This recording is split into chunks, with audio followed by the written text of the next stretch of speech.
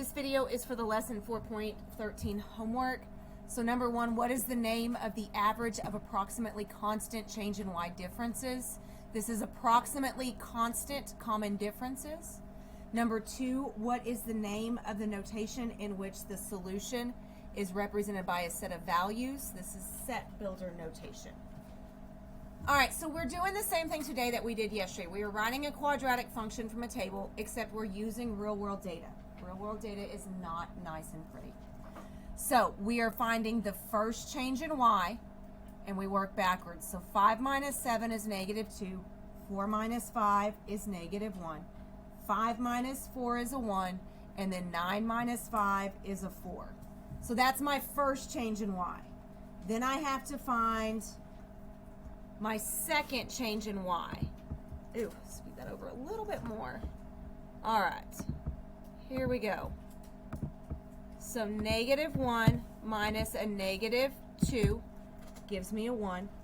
1 minus a negative 1 gives me a 2.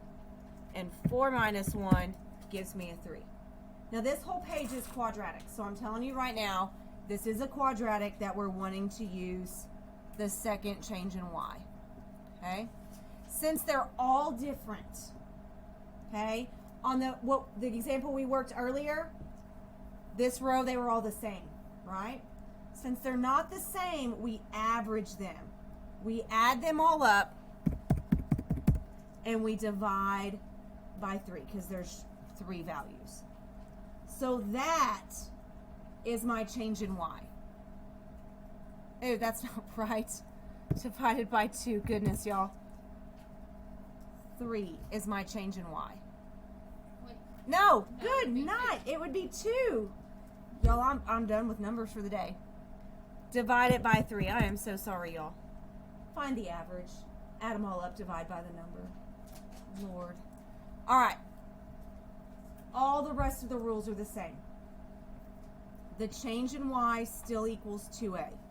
So the change in y is 2. All you're going to do is take the change in y and divide it by 2. So a would equal 1. All right, a plus b. We go to where x is 0 and x is 1. It's this in between here. It's this first change. In between 0 and 1, not the first 2 boxes on your table. Find where x is 0 and x is 1 and that in between. So a plus b on this one equals negative 2. And we know a is a 1. Okay. So b equals negative 3. And then c is whatever the y value is when x is 0. So here it's a 7. So those are the values that I need. So a is 1, so I would write f of x equals, I'm not going to write 1x squared. I'm just going to do x squared. B is a negative 3, so minus 3, and then tack the x on. And then c is a 7. So same exact process as yesterday. The only difference is we were having to average our second change in y. All right. This page wants you to go a step further, though. It says predict the value of f of x when x equals 9. If it gives you the x value, all you're going to do is swap out your x's for 9's. So if it gives you the x value, you just swap them out and you type them in to the calculator side.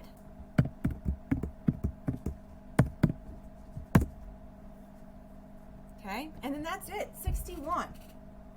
When x is 9, f of x is 61. You can kind of check that answer as well. You can go to the graph and you can type your estimated function in, because that's all it's an estimated function. It's not going to be exact. And then I'm going to pull up the table. I'm going to go to where x is 9. where x is 9. Oh, look at that. Y is 61. It's exact. It's perfect. So you can check it with the equation. It should be perfect. I'm sorry, because we use that function. It's these values that won't be perfect on there. So like if I go to 1 on this table, 1 is matched up with 5. Oh, that matches pretty well. 2 should be matched up with 4. It's a little bit off.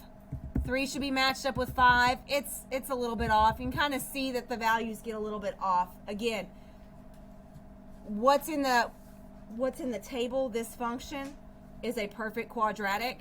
This is real world data, and real world data is not nice and pretty. It doesn't follow an exact path.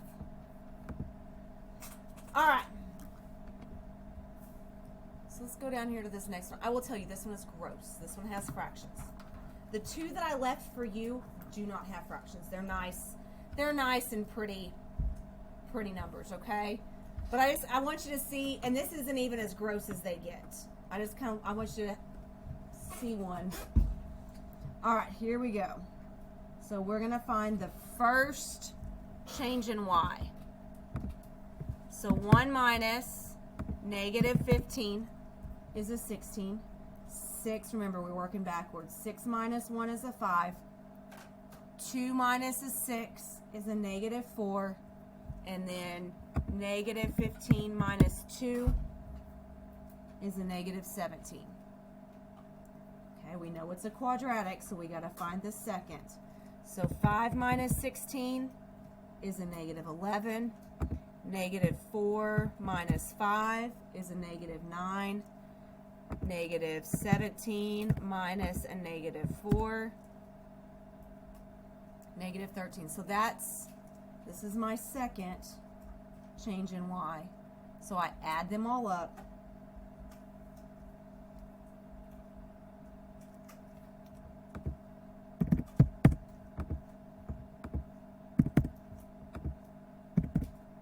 And then divide by 3. So my change in y is a negative 11. Here's where things start getting gross. So my change in y, remember it equals 2a.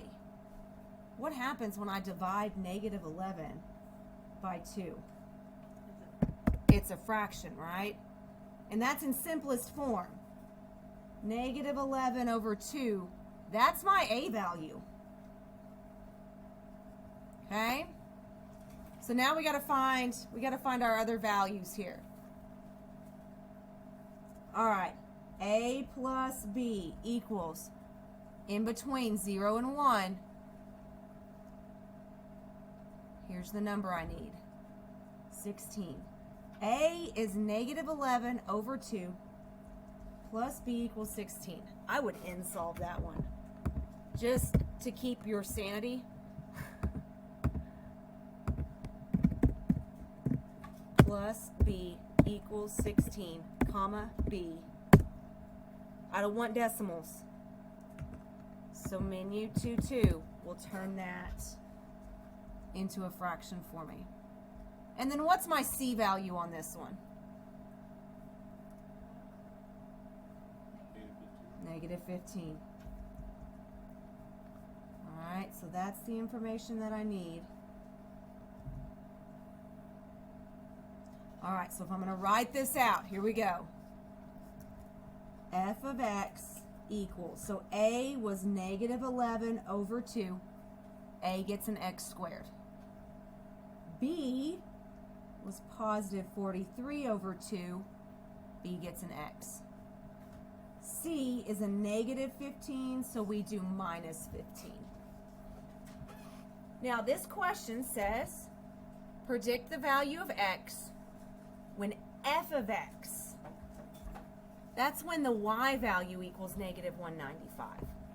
I could plug a negative 195 in there, move it to this side, and I could do quadratic formula on this. But that's going to suck with these fractions. So there's another way.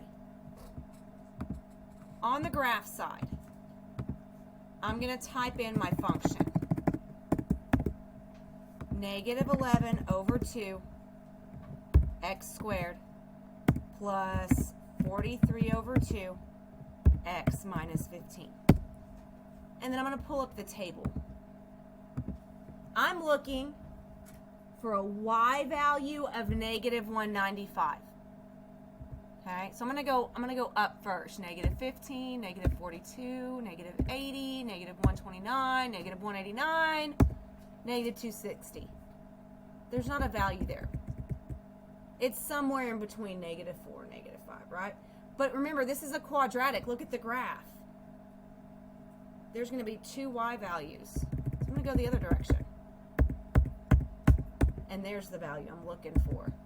So when it gives you f of x, you can type your function into the graph and then go find that y value. Here, y is negative 195, and then whatever the number, whatever the x is, that's your answer.